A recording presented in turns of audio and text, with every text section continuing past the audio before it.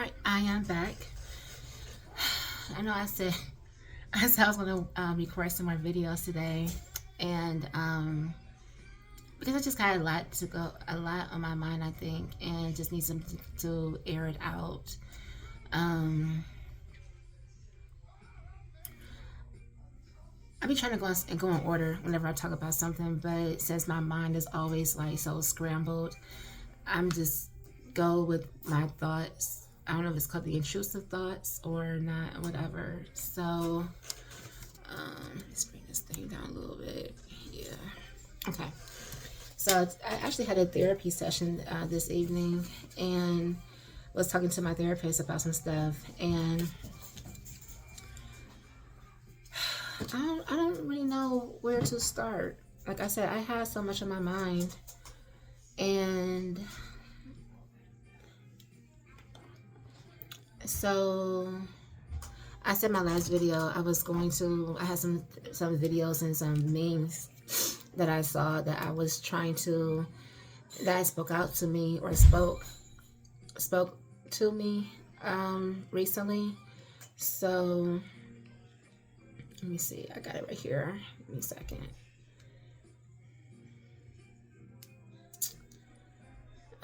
Ashley, where are we? Yeah, sorry.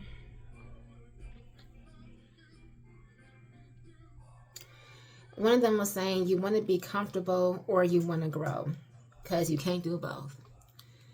That spoke to me. To attract better, you have to become better. You can't keep doing the same things and expect change. Transform your mindset. Yep. Next one is people's opinions do not determine your vibration.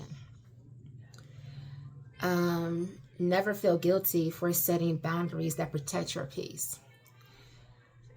Someone in their hospital bed is praying to be in your situation. So do it tired, do it sad, do it unmotivated, do it scared, and do it alone.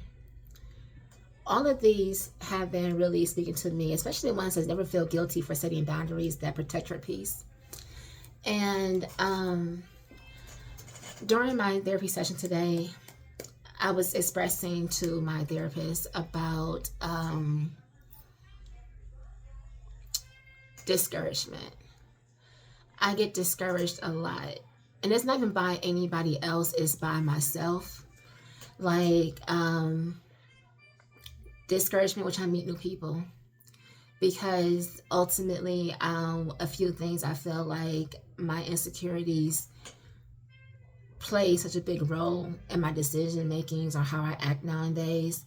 Like, usually I'm the type of friend that's real bubbly and try to be like really encouraging, because I feel like people need that, and I like to encourage people because I believe and see growth and see beauty, and I see possibilities and potential. That's the word, potential, for other people. But I don't see it for myself. Like, the energy that I place into doing for other people, encouraging them, uplifting them, I don't do it for myself.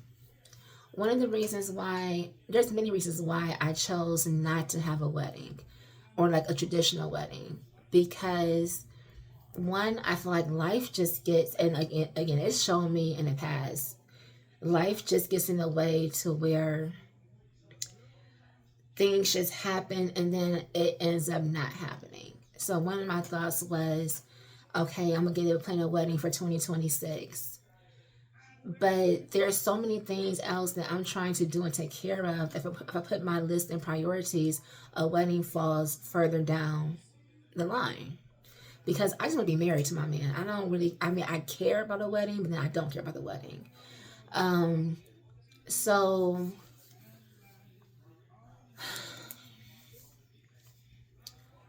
a part of me feels like if I don't do it now, then it will never happen. Because I feel like I will keep putting other things as a priority over it, and I won't make it a priority. And then I am going to have a ceremony, but I'm still not allowing myself to get the full bride effect. I'm not allowing myself to get really excited for some reason, because I am excited, but the going to look for dresses, I'm not excited about that. Like, I on the first of the month, I didn't even have any intention on being there. I had no plan whatsoever to be this store. I was driving and somehow my car took me to David's Bridal. I didn't tell nobody I was going. I didn't say, hey, let's go here. I didn't have no plan on going. I went there to look for a veil. I want a nice mesh material veil with pearls and rhinestones. Cause I gotta bling. I like bling. I like sparkle. But that was my vision. I was like, I want to have me a nice tool, a mesh veil with pearls and rhinestones. As I tried on my veil, just wasn't feeling it. And then make it worse, I had a little meltdown in the not even in the actual fitting room. I was like in an actual open area.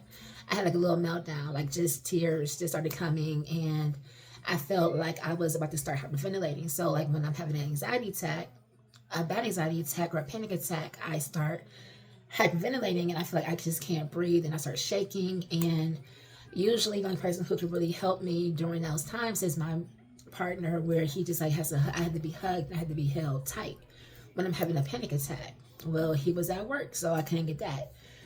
And I don't like strangers. I mean, that's a lie, because you don't know what the stranger there could be placed in your life for. I was gonna say I don't like strangers touching me, but that's a lie. I hug on everybody, hug and love on everybody. But I just had this. I felt the panic building up, and I just had to get out. I just couldn't be there. So I didn't even get a chance to even try on a dress. I made an appointment to go try on a dress on that following this past Sunday.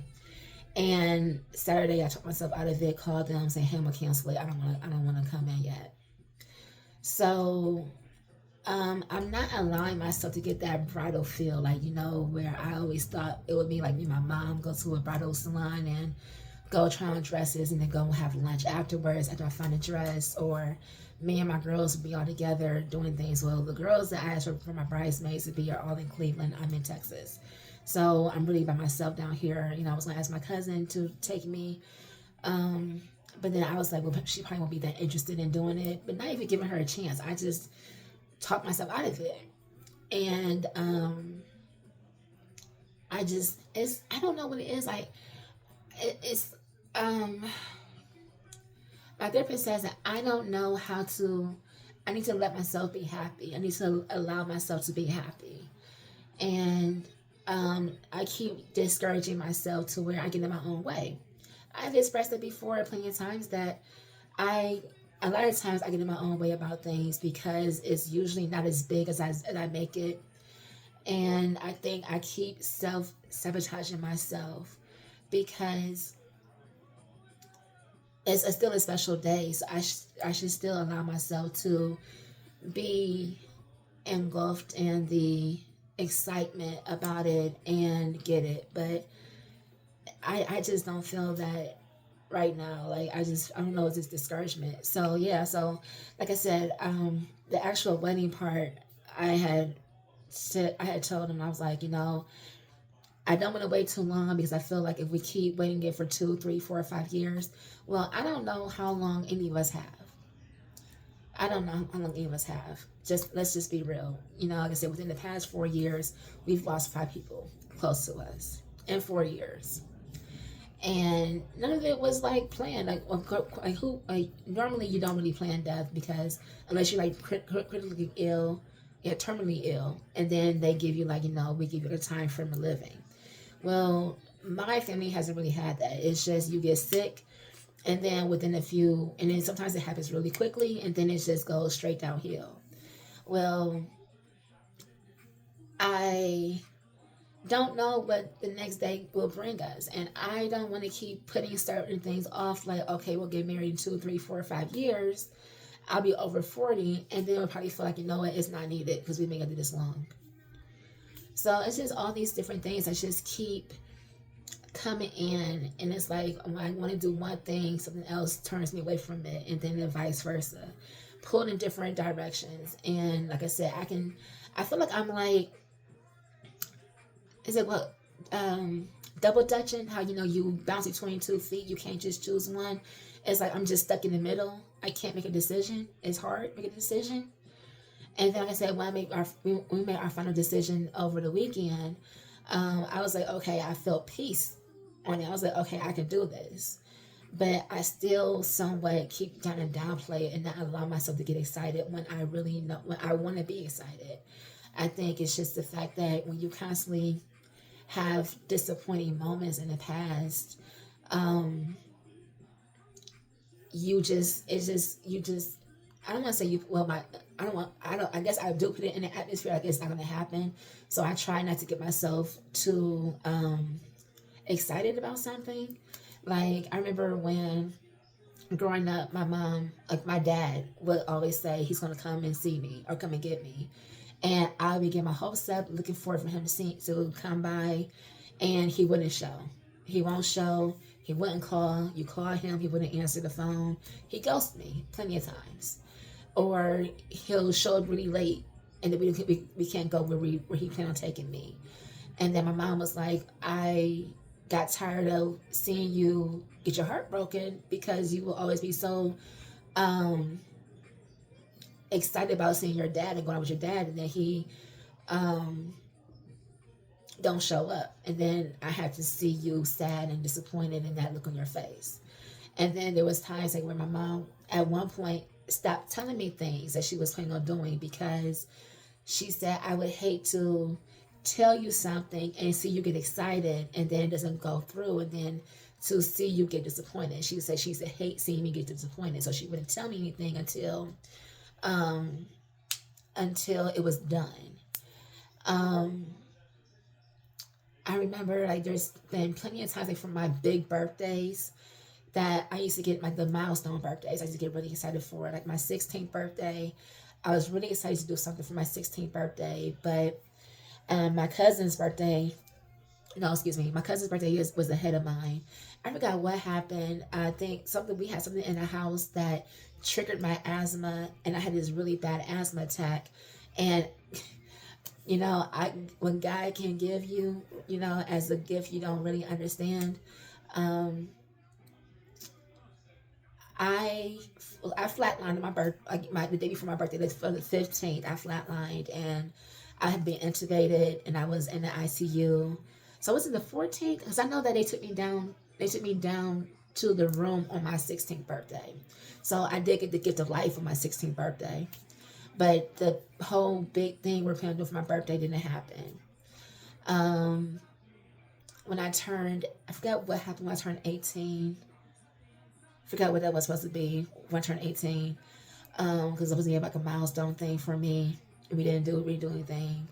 My 21st birthday was a milestone. Well, we were supposed to go to the Bar Louie in Legacy Village with my coworkers and my family and have drinks and dinner or whatever. And then somebody went out of town and they spent all the money that was supposed to be used for my birthday. So we didn't do it, and my mom had to scurry like to like last minute things to put things together for me at the house, which was still a great thing because I enjoyed the cake she made me, and I enjoyed the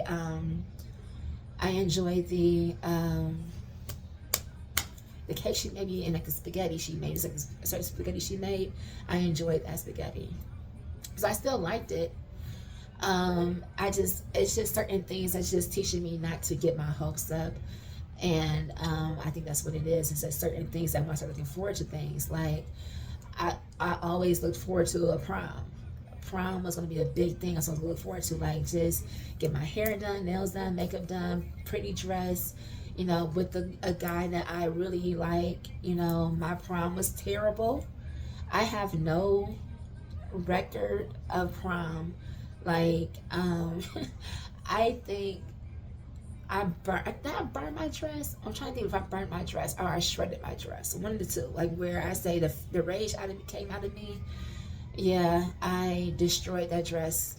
I remember my prom was a nightmare from, we were a nightmare the day leading up to it. But I was the one who was like, oh, I'm going to go to prom so bad. I was ignoring all the red flags and just saying, you know what, I'm just not going to go. Or instead, I'll go with my friends instead of going with this guy. I was ignoring all of it because I was so excited about going to this prom and being dressed up and um, just having that time. I was so excited about it. And then, like, God was telling me, like, we're together, you're my girl, all these things. And I remember we were in a car and we stopped. We were on our way to the prom. We stopped at the gas station to get some gas. We had somebody who was driving us. And at the gas stations, when he told me, yeah, we're not together. Okay. So already going to a slope before prom even started. And then getting to prom, like I had a white dress on. The car that we had rode in was a black Hummer, and it had just got cleaned. But the people who cleaned it didn't clean the inside, like the rubber where the door seal closes together. Well, my white dress got a spot on it, and my mom, so someone else pointed out, she was like, oh my God, you got something on your dress. And then my mom was like, frantic about it. And then he just went off. And I'm trying to keep my shit together because I'm not trying to let nobody see me get frazzled. And I'm just like, let me just get inside. It's fine. It's a spot. Let me just get inside, take a seat, see where my exits are at, where the bathroom is. Let me just take a minute, right? So I go into, it was the Windows on the River. We went to this, went inside. I sat down on my seat. He disappeared. I ain't see this dude, whatever. And thank God, because I had transferred out of the school, but the guy I met went to the school that I had just transferred from. So all of my friends was at that school. So I was, thank God, those people, I knew people there. So I remember I went to the bathroom, and my old teacher was there, Mrs. Fitch. She was there. So she was there. Luckily, someone went and grabbed her and brought her in there with me. And the people were there, and they were in, it got so bad that one of the, I think, like, the manager caught wind of what happened. He sent two of his employees to the bathroom. He said, they're like, yeah, that's the girl who's, no, excuse me. He sent two of his staff members in there to get me and took one or two of my other friends with me. We went upstairs where they had blocked off the private area. They blocked off, took me upstairs, and they took my dress off from me, and they properly cleaned my dress for me. And someone said, oh, that's the one whose date is talking shit about her downstairs. So because I had a spot on my dress, he told me I ruined his prom. I was nasty. He was just a real asshole that day. So, prom was ruined. So I think it's the fact that the things that I look forward to the most is when shit don't work out. Like, I think my 25th birthday was cool. Me and my stepdad got into it for a little bit because he was really rude and nasty to me that day. I came to my mom's house to come get something. I forgot what I came home for, and he came through the door. He had a bad day, and I caught wind of him having a bad day. And I was like, fuck it, I'm leaving. I'm gonna go. I'll see you at the restaurant. I went to my apartment, got myself dressed, and went back. And we went to dinner.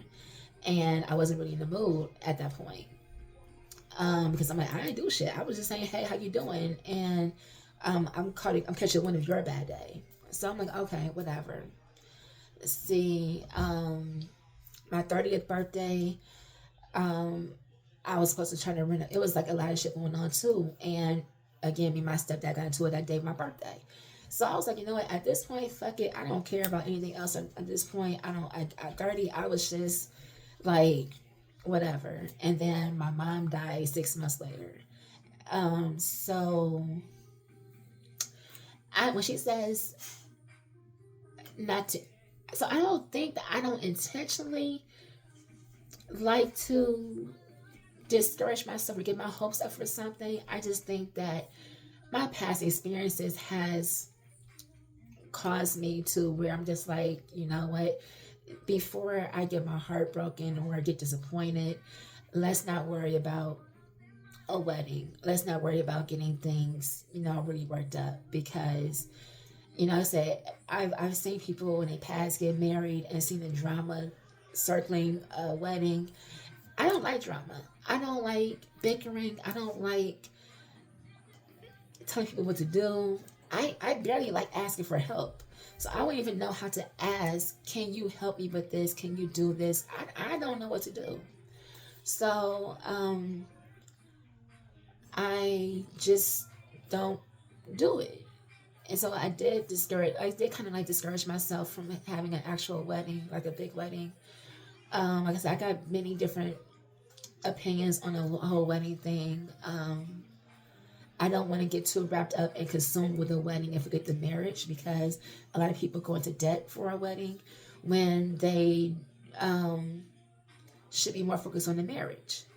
I don't want to be that kind of person that gets so wrapped up, like, oh, I want a wedding, I want all these things, and you still got bills at home that's piling up, and you now worrying about disconnection bills because you just had all this money on the wedding. It's so many different feelings I have around these things.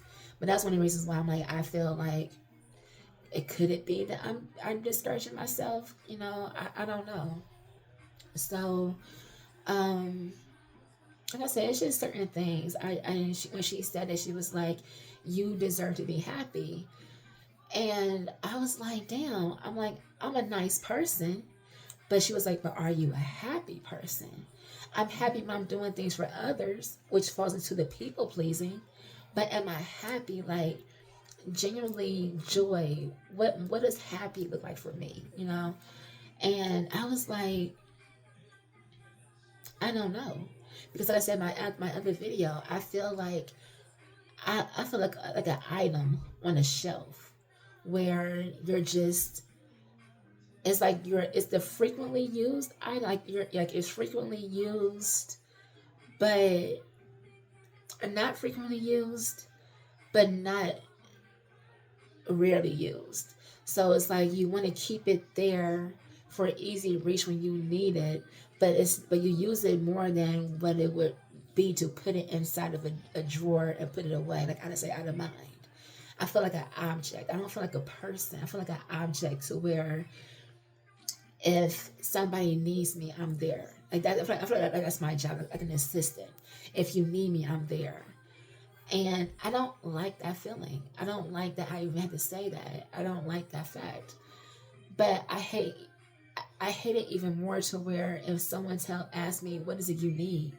I can't articulate that. I don't know what that looks like. I don't know what putting myself first looks like. I don't know what that actually looks like. I don't know what making a decision without worrying about everyone else around me. I don't know what that looks like. I don't know, because I feel like every decision I've made in the past has always been about accommodating somebody else, what's going to be easy for somebody else, or how they're going to feel, and then I just fall within it. I don't know what that looks like, about just putting me first. And I'm trying to figure that out, because what if I have a kid, and how do I teach a kid the balance between still being a good person and still being able to say no, and not worrying about who's going to hate you because you said no? Like, I got some more videos that I never posted, and I was just watching it, and I was like, there was this one time, this one guy I dated, my early 20s, child, I don't know what the hell led me to that. Like, everybody's saying, you got, it's always that one, it was always that one.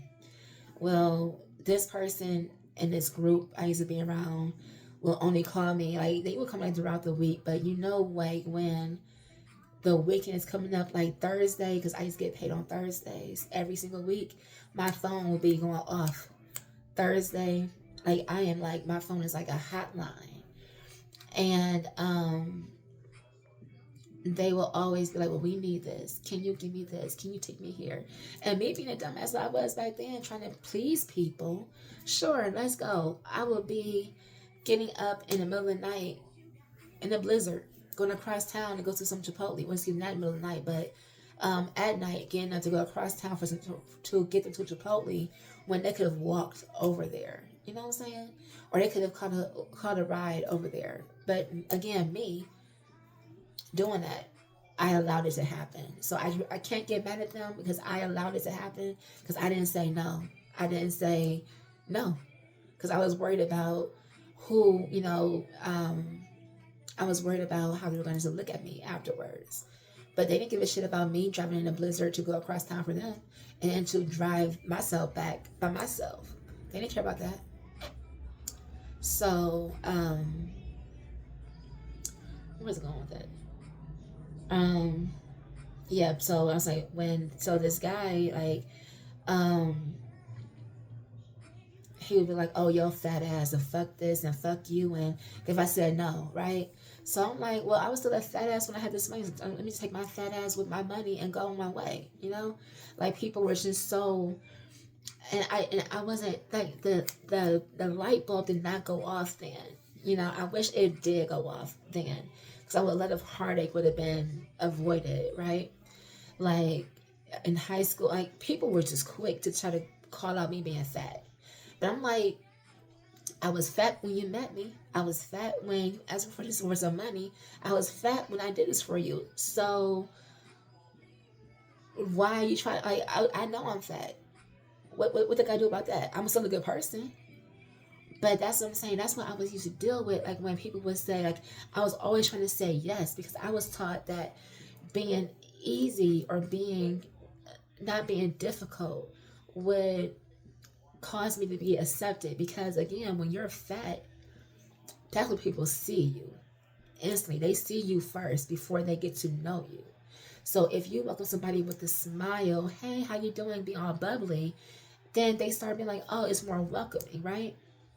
But then it's like I don't allow myself to feel the emotions that comes with people hurting me and taking advantage of me.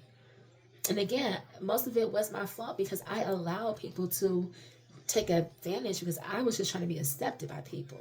Like, my family, I love my family to death, but let's be real, I did not feel a part of my family because I was the fat kid.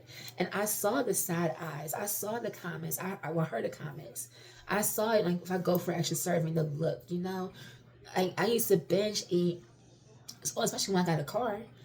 Before I started going to, when I was able to start driving, before going to family events, I used to swing by somewhere and stuff my face before I went to a family event because I didn't want to eat in front of people because I was so worried about how I was going to be looked at and treated. Not even, I don't say treated, but looked at, because I can see it. I can read people a lot.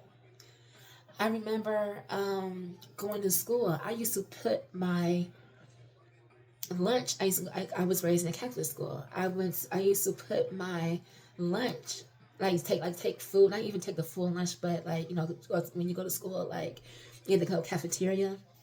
I used to take certain things off my plate and put in my school, like my little skirt pocket, and I would go to the bathroom and eat my lunch. I try to scarf my food down in the bathroom stall. And it was like, at one point I got a teacher who would sit with me and eat lunch with me, so I would eat because I wouldn't want to eat. Or because it's just shit you just start thinking about, and I'm just like, it builds up and it adds up to it. So, like, it's that people pleasing things. And when you sit and you ask me, Ash, are you happy? I have happy moments, but am I a happy person? I don't know. I'm happy when I do things for other people, but if you take away everybody else, it's down to you. Like, I talked to my cousin yesterday, and me and her, we do like Marco Polo videos, and I feel comfortable talking to her because I feel like a lot of things that I've dealt with, she's gone through the same things, or she's more familiar with the things, so where I feel like I'm more understood. But I was telling her, I was like, I really want to try to find joy within myself, because yes, when you say your vows, you commit to your partner for better, for worse, sickness and health, until death do you part. Till death do you part, right? So that means unless y'all both die together, one of y'all gonna die first. So God forbid my man goes first, right? I still have to live with myself till the end. So me of all people need to find joy in ourselves, because at the end of the day, you really only got you and God. And um, I gotta try to find that joy for myself, not joy within being a wife. That's joy. No, that's gonna be a separate kind of joy. I don't want joy, oh, because I did something great for this person, or they said, oh, you're a good daughter, you're a good niece, you're a good. I don't want to be weighed down with the expectations and trying to just be the nice one and the non-difficult one. I'll just go with the flow kind of person, because really me trying to go with the flow all the time is me putting my feelings on the back burner. And I was saying that, like, I started being resentful to a lot of people, and certain, like I said, certain things is not their fault, because if I'm constantly giving and giving and giving, it's natural for them to just keep receiving it and taking it. So I got to, like they said, like, you can't take what's not being given. So I gotta learn to say no, stop. I don't want to. No, not there. I don't really care for that food. I don't really like that. No, I need to start doing that. It starts with the source. It starts with the person. It starts with you. And I am trying to, again, I'm recognizing it now. I'm trying to figure out how to do it and what it looks like for me, because everybody else is, we all have different views of something, and everybody got to do what's best for them. You cannot tell me what's best for me, because you don't know me like that. You don't know what goes on behind my closed doors. Don't know what goes on my noggin. You don't know what's in my heart. You may know me as a person from where I used to be, but you don't know me who I am as Ashley today. Hell, I'm trying to figure out who Ashley is today. So my therapist gave me this other tip today. And see, I love my therapist because I'm a cusser. And I used to be so shy, like, oh, don't I want somebody to see me cuss. I have a potty mouth, a dirty mouth. I try to clean it up sometime, but fuck it. I'm Ashley. Like, this is who I am. I'm a good person. I cuss from here and there from time to time. So what? I'm Ashley. But that's something else I be trying to, like, filter, because I want to offend somebody else. But then people can speak to me any kind of way they want to, and I'm like, oh, you know what? That's just who they are. It's okay. So why can't I just be me and be free? The whole purpose of me doing these videos is for me to be free. So because I'm tired of living with a filter over my mouth. I'm tired. Is that imposter syndrome, when you're trying to be somebody else when you know you're not, because you're trying to make other people comfortable and not you? So I saw my therapist today. She was like, they either fuck with you or they don't. And I'm like, damn it, if that is not speaking to my soul right now, true. Because you're going to find your people. Not everybody is going to like and agree with what you're doing and the decisions you're making. But if it's okay with you and you feel like it's right, then why does it matter what somebody else thinks? And then I was saying that so this was it's on my head. I'm trying to think. Okay, I'll come back to that later when it pops up in my head. But I was also telling her, I was like, she was saying, like, you gotta let go of control. You gotta, like, let things go, because there's just things that you just cannot control. Like I said, I'm always trying to word things. Well, one, because when I speak about something to somebody, my goal is to be understood. I don't talk just to talk. I want to be understood. just like when I'm listening to understand what's going on. I still need work in that too, because we all need work in communicating and receiving and listening. Um, but I be trying to control so much that I don't even notice it. And my therapist is like, "You're," and I said, I was like, "Am I a control freak?" And she was like, "Hell yeah, you are a control freak. You're trying to take care of your load, the next person's load, their person's load, and the next person's load." She's like, "You're trying to go in 2025 carrying luggage for you and everybody else." And because you're just trying to take care of everything and take care of everybody. And um, I was like, damn, that sounds correct. Like that's how they like the whole bridesmaids things. Like I wouldn't know what to ask. I know what bridesmaids are supposed to do to help the bride with other responsibilities, but I personally was just like, go get my girls. Like we just gonna kick it and hang out, and I'll just take care of the rest because I don't feel comfortable asking for help. I don't feel comfortable saying I need help. I need somebody to help me. I need somebody to talk to. I don't feel comfortable. I'm used to being a person, here, I'll help you. I'll do for you what you need. I'm not used to asking for help. I'm not comfortable asking for help. And it's again, I don't know if it's leading to not being disappointed.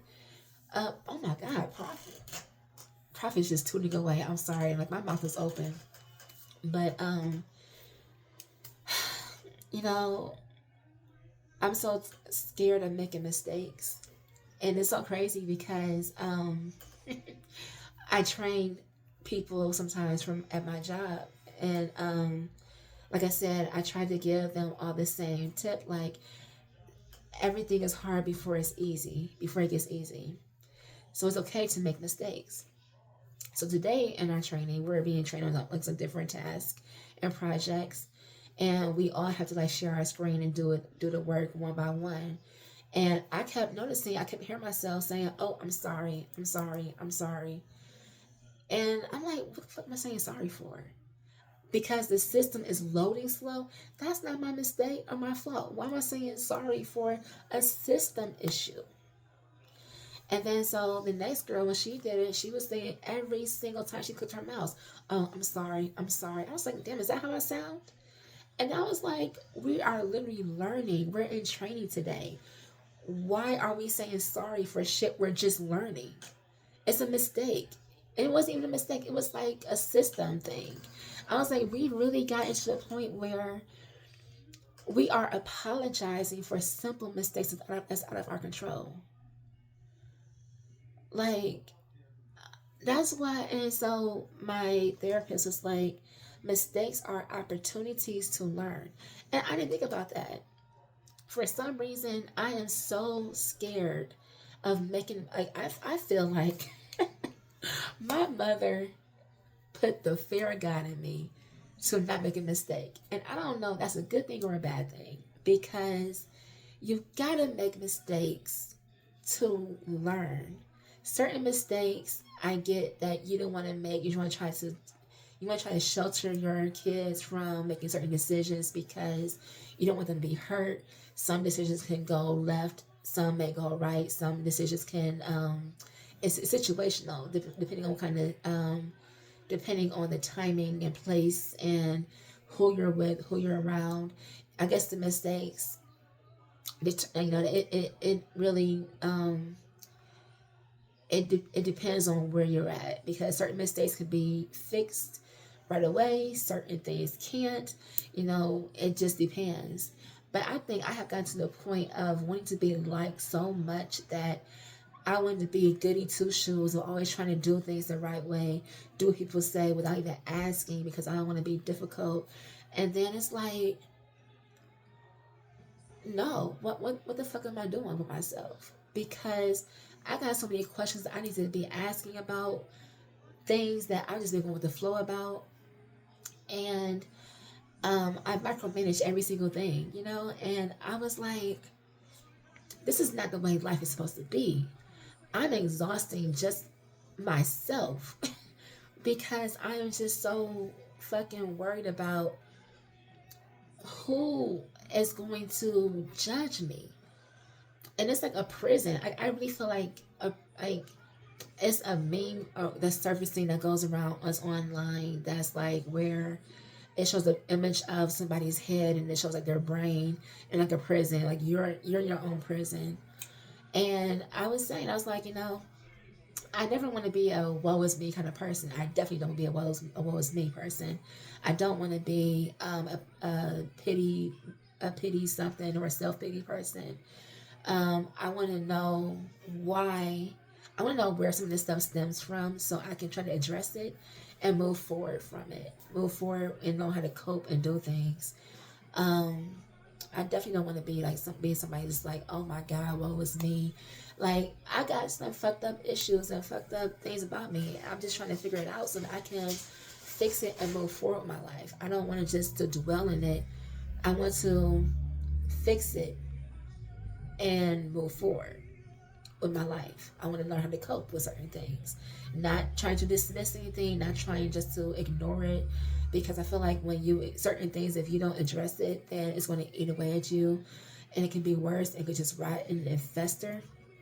Um, so yeah, like I said,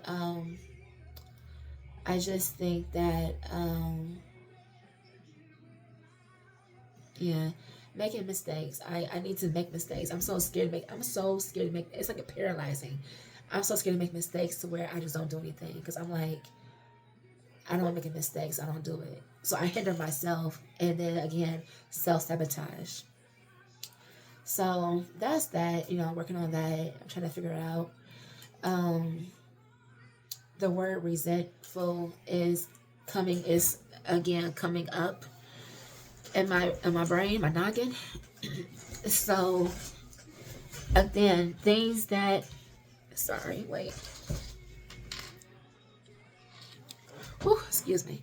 So and something else that was bothering me that I had to like really try to get out of my head. Um, back to the wedding thing. I was bitter. I had to like really, really check myself because, and I feel bad because I don't know who's gonna see this or not. I feel so resentful towards my family sometimes, like for my cousins. I'm so angry sometimes. That's the word. That's not the word. It's not angry. I get. I don't say jealousy either. Is it envious? Is it resentful?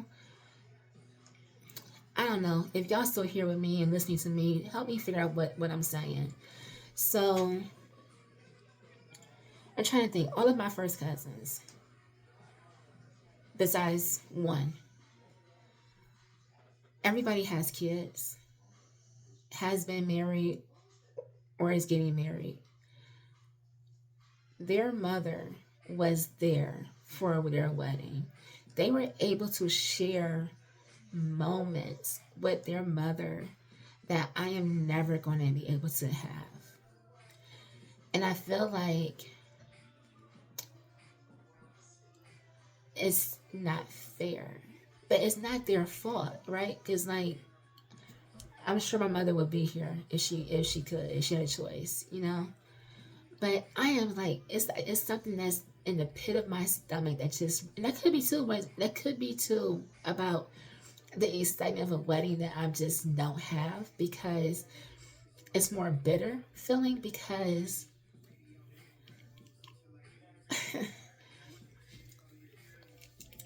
it's frustrating because my mom was not gonna be there for me. Like the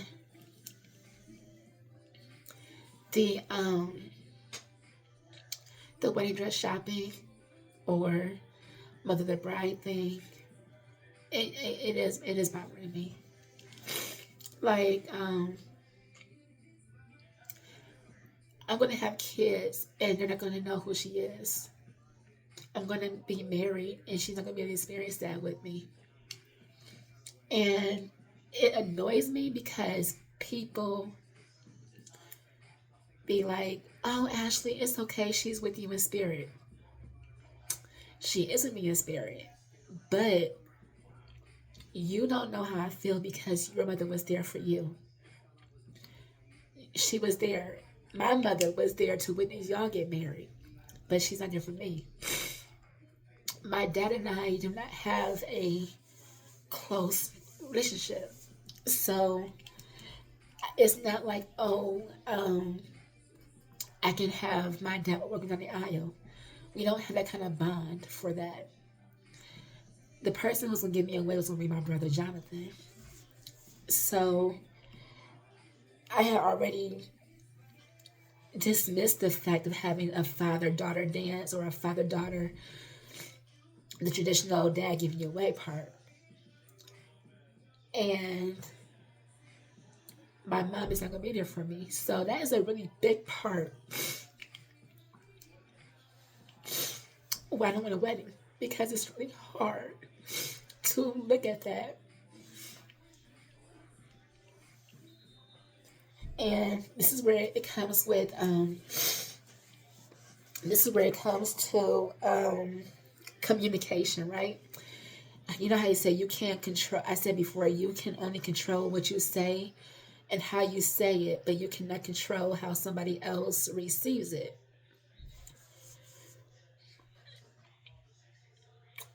I understand people trying to like, oh, Ashley, it's okay, she's in spirit with you. I get it. Or as someone say, well, you should still do it because your mother would want you to do this. Well, my mother is not here anymore. And I gotta live with that. And I try to live with I need to try to make sure I can survive certain things. So I have like a little meltdown, right? And I don't think people really understand that, because how can you understand it when your mother was there for you? You had those experiences. Like, that's annoying to me when, like, I'm 36 years old and don't have kids yet. I desire to have kids because I feel like my childhood was shitty to the point where not feeling like I was feeling like I was a part of something, but I was just trying so hard to be a part of something and fit in. And I don't feel like I fit in because I was just the oddball. So I had always just wanted a husband, kids, our house, picket fence, dog, right? What the American dream. Because I was just like, I was going to give me a family where I could just love on my kids and raise my children, letting them know that they are loved and that they feel like despite how you may look, whether you're fat, skinny, short, whatever, you're still going to be loved and you're going to be instilling them. What I didn't have in me was self-love. You know, I didn't have that. I'm trying to find it now. But it annoys me when I try to voice my desire for children and certain struggles I've had, but and like I guess it's just the people you try to talk to. You just need to talk to somebody else, because I never said that having kids was going to be easy. Raising children was easy. I never said raising children were easy. I never said it. I never said they were cheap. I never said that I can, I never said any of that. But it always comes from, oh, you don't want to have kids. Don't worry about that. Trust me, you don't want to have kids. You don't want to do this. You don't want to have kids. You don't need kids right now. You don't know what the fuck I need right now. You don't know what's in my pocket. You don't know the kind of person I am. How can you tell me that? And that's what we need to be mindful about, what we say to people, because you don't know what they're going through behind closed doors. And the shit that you could be saying to them because you're not thinking about what you're saying could be more hurtful. Just like telling me, again, like I said, it's all about delivering and receiving and being mindful who the person is, who it's coming from. Like someone telling me, oh, your mom, like, you should still do because your mom wouldn't do this. Or I like tattoos. Tattoos is I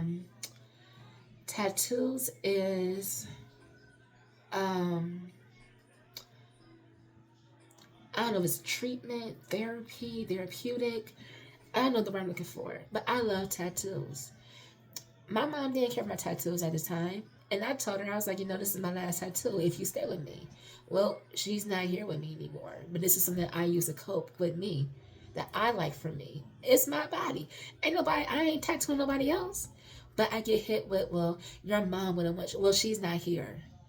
And I get annoyed when people say that. Well, your mom wouldn't. I don't need to hear that right now. Because I know if she was here, these would be different. But it's a new Ashley. Because I'm an Ashley now without her mom.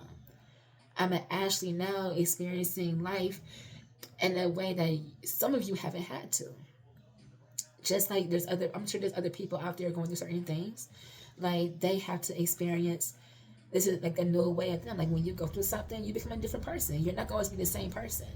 Like when you experience things, whether it could be traumatic, exciting, and whatever it is, when you go through something, you're not going to be the same person. You're going to come out with certain scars and, new experiences. So this is who I am. And I'm tired of fucking... I'm tired of fucking apologizing. Not even apologizing. I'm tired of fucking hiding and shielding and being embarrassed about who I am.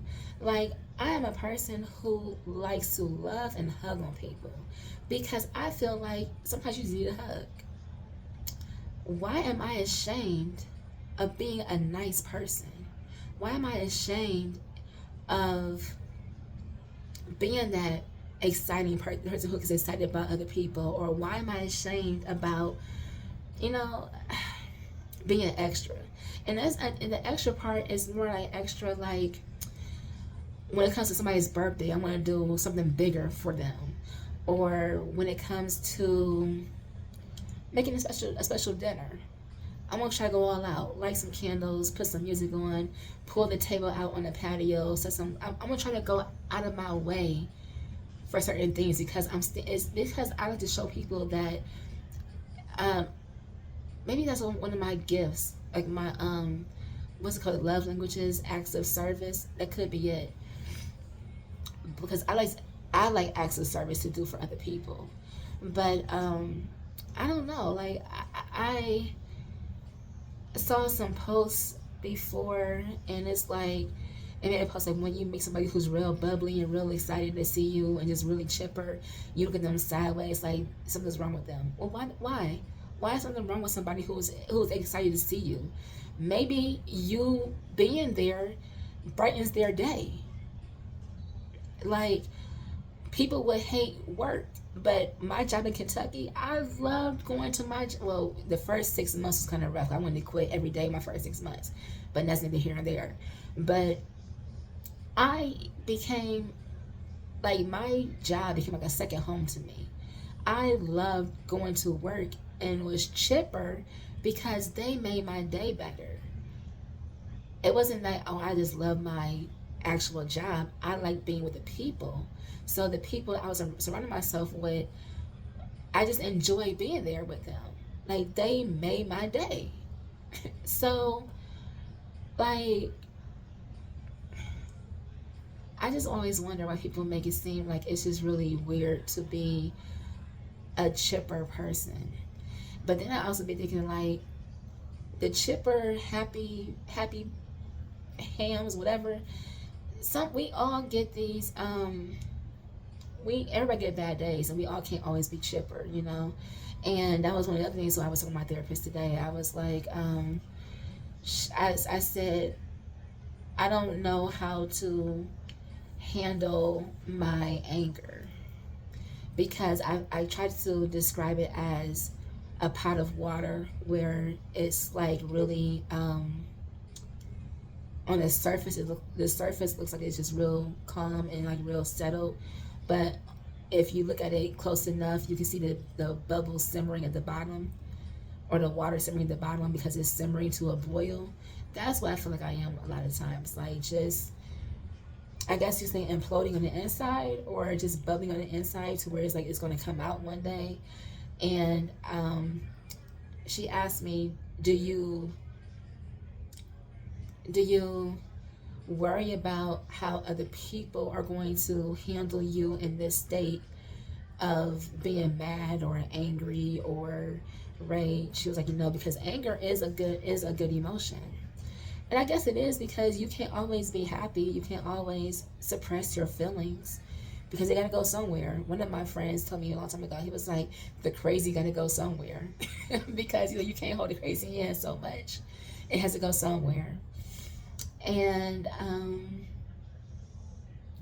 I don't know. So um, I said that there are a few people who knows which buttons to push and can get me to where a place that I don't like to be.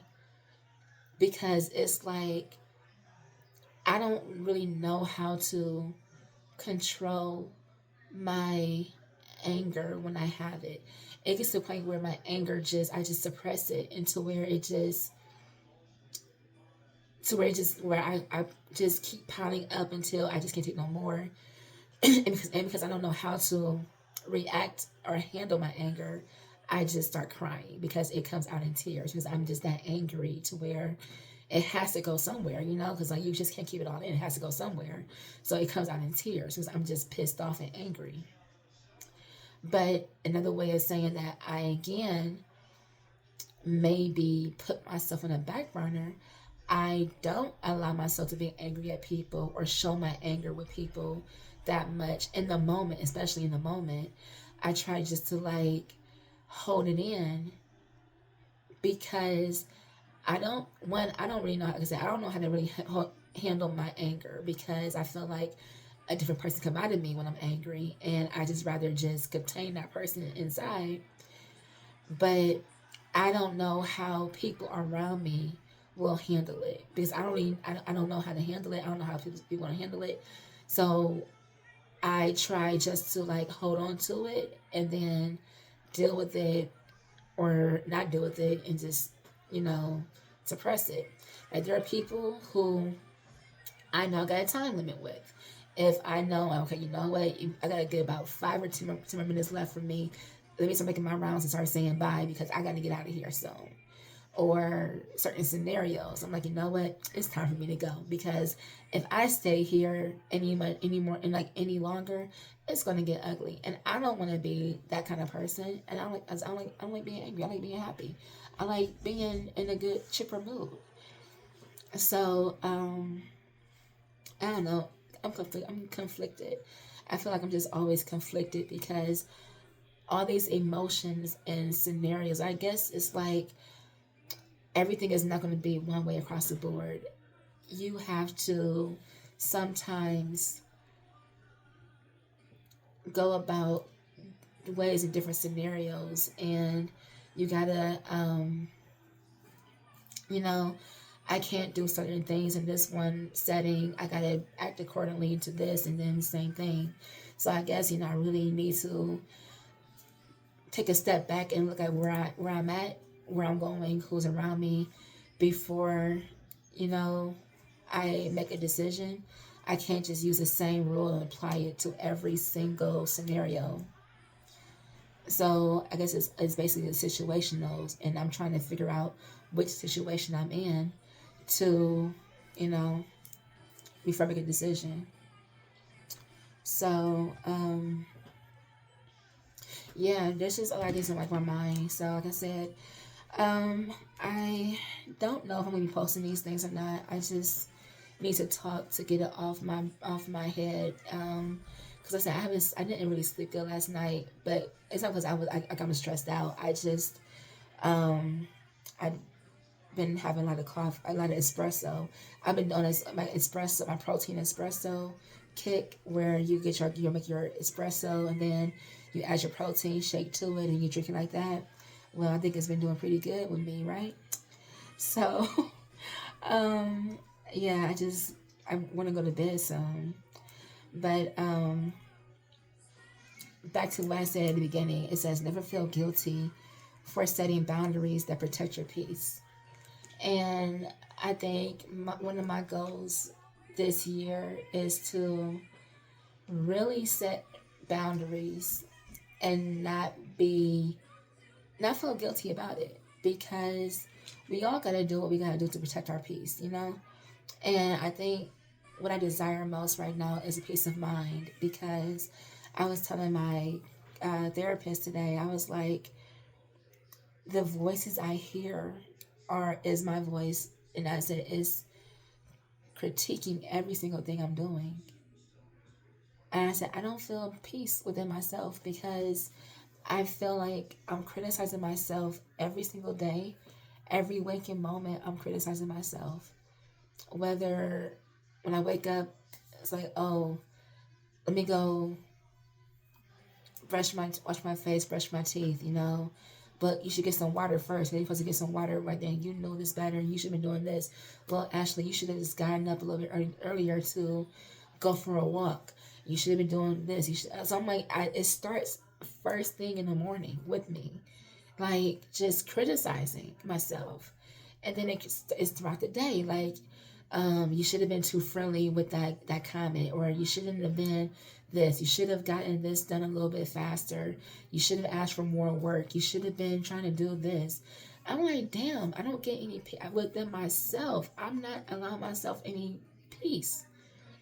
And so I'm like, I just felt like right now, I just really desire peace of mind. Like, I just want to just silence everything and stop criticizing. I just want to be happy in the moment.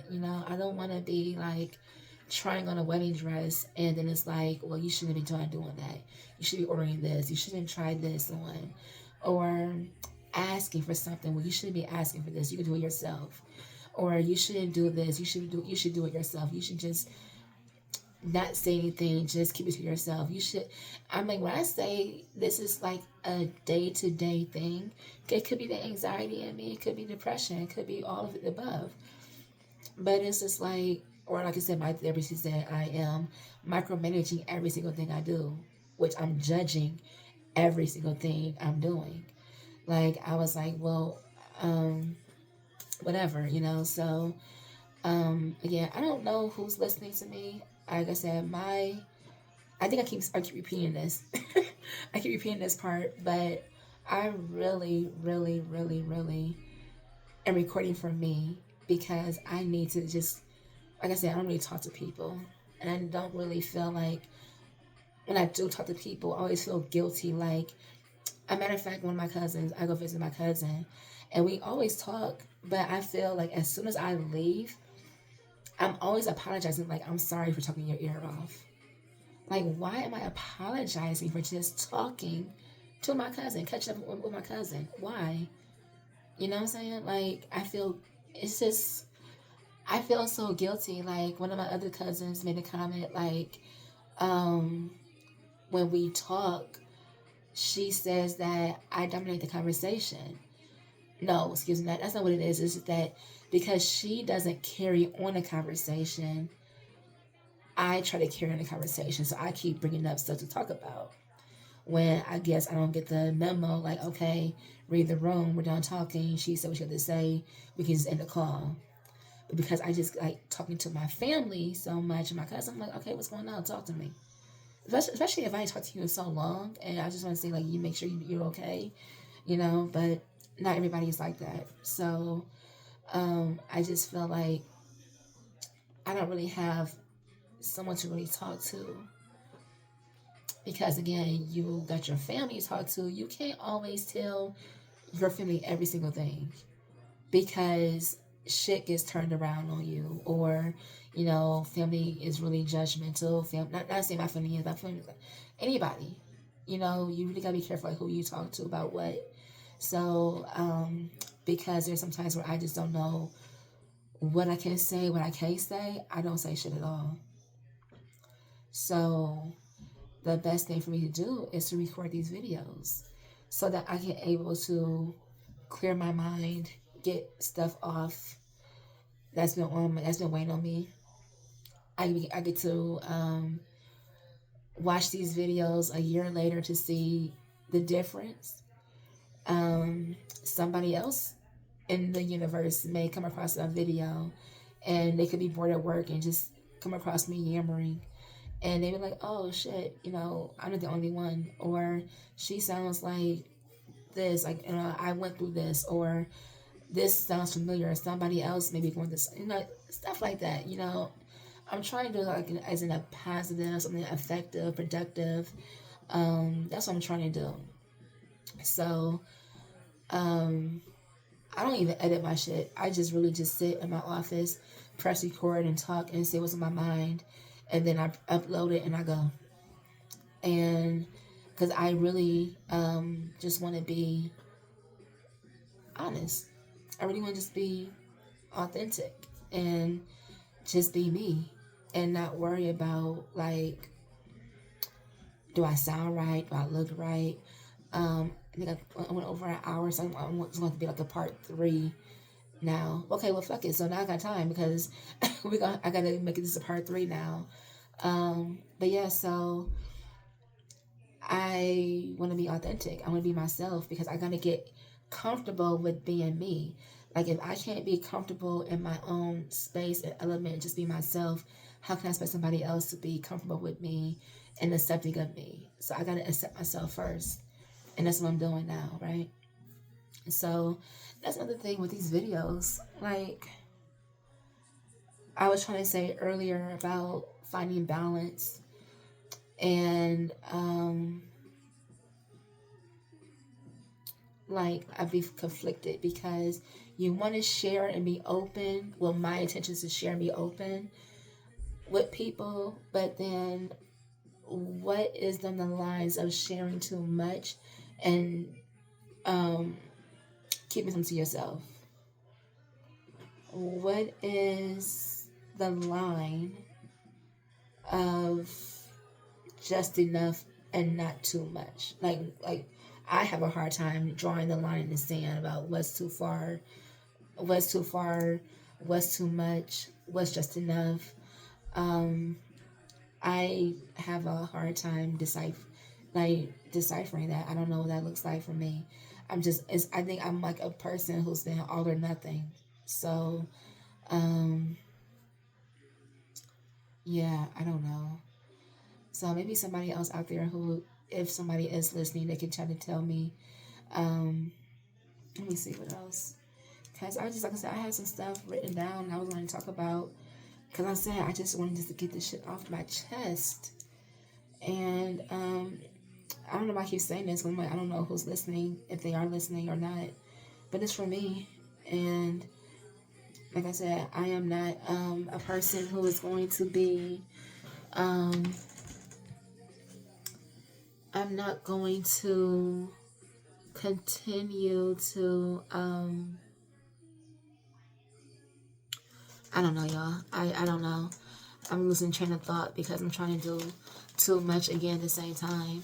Like I said, I got so much on my mind and my heart, and I just need one just to clear it so I can just get it out there, I don't like being weighed down by certain things anymore. I'm trying just to get it off my chest and move on with my life. I know I wrote down some stuff. I wrote down some stuff before, and it's gonna have to wait because I can't find it.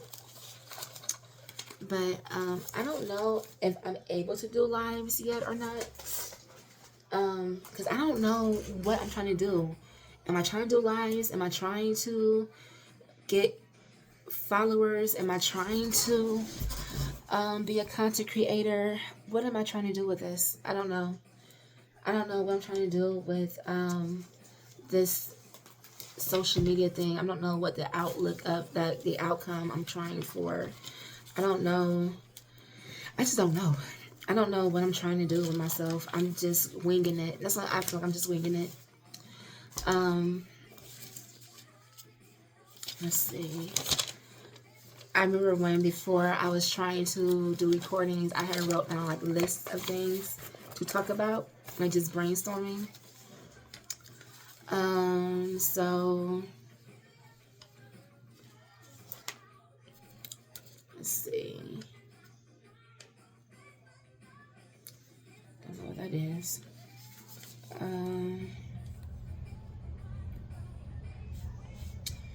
You know what? This is something good too that I was watching, that I wanted to talk about, it was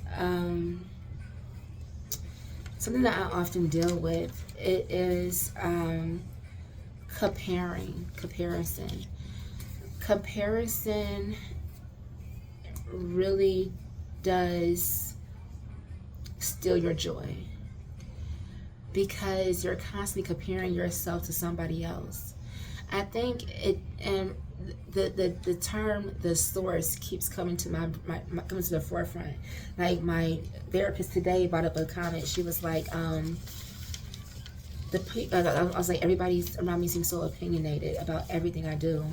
And she was like, well, you just start considering who the source is that the opinions are coming from. And I was like, you know what, again, you're right. And I think me and her really starting to bond now, because we be going way over my time and just be sitting here. Like, I think next time I'm gonna sit in a bottle of wine, just let us just sit in, it's like girl talk almost.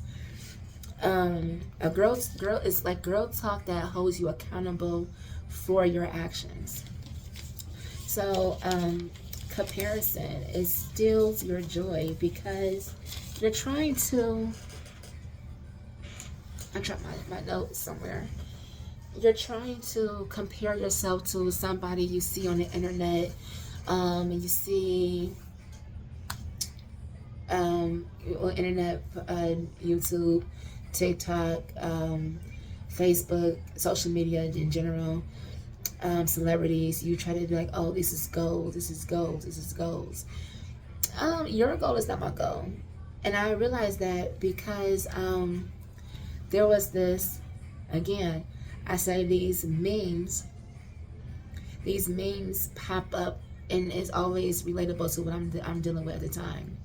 So there's this meme, or it's like a picture where on the front part of the picture, it shows a wife and a husband.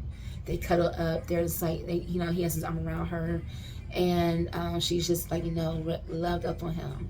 Well, the second picture shows what the back looks like. Her arm is twisted in the back by him, because he's holding her arm in the back, twisted, with bruises on it. And from the outside and the surface, it looks perfectly fine. It looks like they live in like the dream. But then you get inside and get behind closed doors, and you see a whole shit of stuff going on. So my thing is that, why am I comparing things to somebody else when I don't know what they went through, what they're going through, what they had to do to get to where they are? We really just see the end goal. We don't really see, unless you're in the house with them side by side every step of the way, you're really not going to truly know what that person went through to get to where they are. So you can't really compare yourself to somebody else when you don't know what they've been through. We all have a choice. We all have opportunities. Sometimes we miss opportunity because we chose a different path over the other, because it was more convenient, or it made more sense to us than the other one. But I can't compare myself to other people. I can't compare my relationship to somebody else, because somebody could be married for 15 years, right? And I could be with somebody for 5 years. Well, I could experience twice as much within my 5 years with somebody than this couple for 15 years has experienced. Like, my relationship as an example, within 4 years, we've both experienced a loss of a parent, when some other couples hasn't experienced that. So you see different sides. They haven't experienced grief yet. They haven't experienced financial struggles on both sides. They haven't experienced somebody with anxiety and going through panic attacks. They haven't experienced a lot of things. So like, a lot of people, we really can't compare ourselves to the next person. And one of our conversations I had with my cousin yesterday, I was like, it was like another light bulb went off on me yesterday. So I was saying that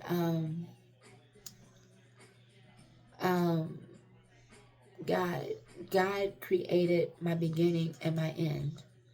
He created your beginning and your end. He's the only one who knows when our last day is going to be, right?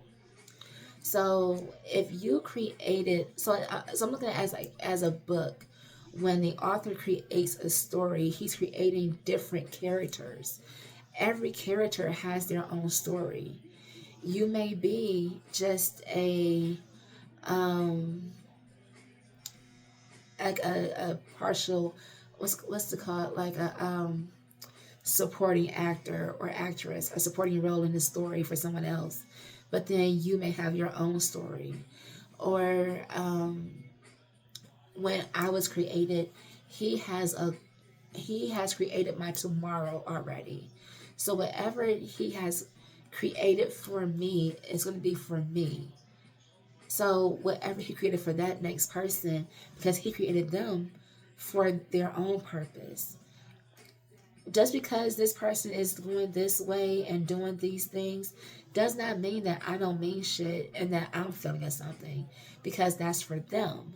What is for me is for me. So whether it comes today, next year, year after, if it's for me, it's going to be there for me. And I just got to be patient and trust God that you know my ending.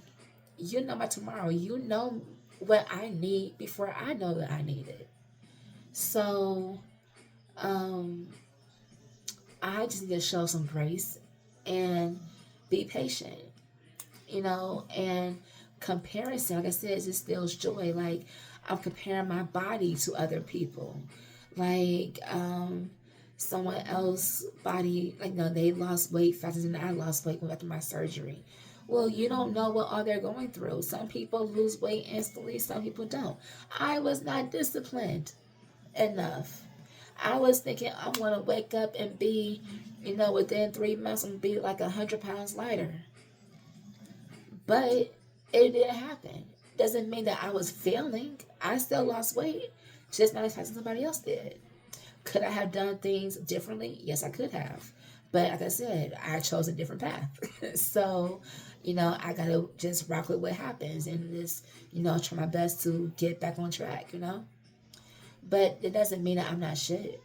That it doesn't mean that I am shit because I didn't reach this goal as quickly as that other person did. So, like I said, comparison steals joy, because I could just be happy for the weight loss that I did have versus because I'm comparing myself to somebody else. I'm like, oh well, I didn't do shit. I didn't do it like them, so they're better than me because they lost it faster than I did. No, that's still my joy. Girl, just look what you've done so far. Be happy with that. I was gonna allow myself to be happy and enjoy myself because I was worried about comparing myself to other people. So if anything, I'm gonna tell people like, look, quit comparing shit. Unless you're trying to compare prices between something else so you can get a better deal, quit comparing yourself because you don't know what the person's going through behind closed doors. What's that song? Miss by Mary Mary. It's the God in me. God in me. So Mary Mary, God in me.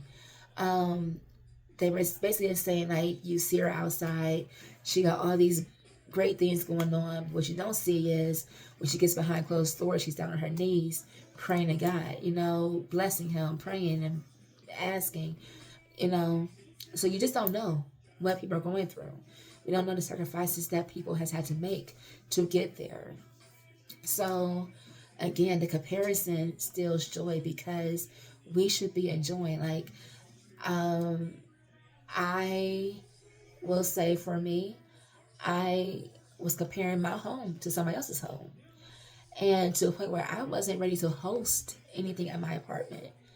But then I was sitting here and thought about after we had that hurricane last summer, I was like, thank God that I had a car because it was so hot in our apartment because we went out of power for like 4 days. Thank God I had a car that I could go sit in, turn the air on, recline my seat, take a nap in my car to make sure I stay, cool at night. Thank God that I had a job that allowed me to, say, okay, she's not any power, but we're gonna give her, the week off, but still make sure it's paid for her. So I remember my job was still secure. Thank God I was able to still go back and forth to go get gas and sit in, because you had to go to the gas stations. The gas stations that did have gas was like you would be in traffic waiting for like 2 hours just to get some gas. Thank God I had enough gas in my car to sit in the gas in that 2 hour line to get some more gas from my car to get me through the next few days to stay in the air conditioning. Thank God I had the money to go to the store and buy a grill and buy some coal so I can cook the food I can cook the food in the freezer so it wouldn't go bad. Thank God I had some money to go buy some coolers to put the food in. So I was like, while I'm comparing myself to somebody else, there are people out there who had to wait for FEMA to send money. And FEMA didn't send money until like 2 months after the hurricane. So people needed food then and there. There were people out there who didn't have cars. So they had to sit in a hot ass apartment, sweltering, you know, across my parking lot and the other apartments across the parking lot, a tree went through they roof and went and landed in their living room. Thank God, it didn't touch me. And I got a big old tree outside my patio, and I was watching that tree rock back and forth, but it didn't touch my apartment. So I'm always comparing myself to somebody else, but I'm like, if I can just sit and appreciate what blessings I have now. I have so many blessings, and I wasn't realizing that. I was comparing myself about my body. Well, there's people out there who are larger than I am, who's trying to lose weight to get to the weight that I am. If they lost the weight and got to my weight, they would feel accomplished, If somebody lost the 80 pounds, somebody is wishing to lose that kind of weight. Somebody is wishing to be able to have had the good insurance to pay for that. So while we're comparing ourselves to somebody else, there's always somebody else wishing what we had. And I really gotta get myself out of it. Like,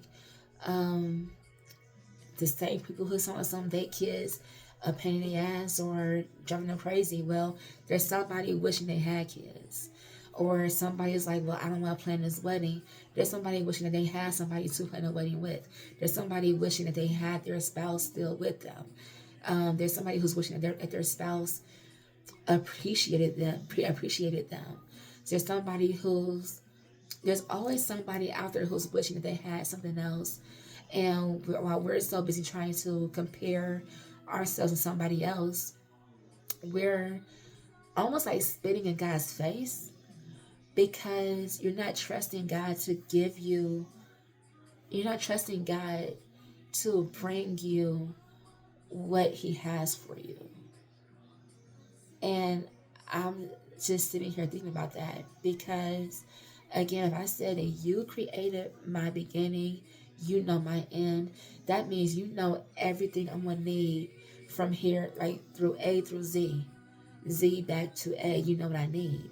So instead of me comparing myself to somebody else and me feeling like I'm worthless and not good enough, I could be praying to God, like, God, I know you got something for me, and you got something beautiful for me, just for me.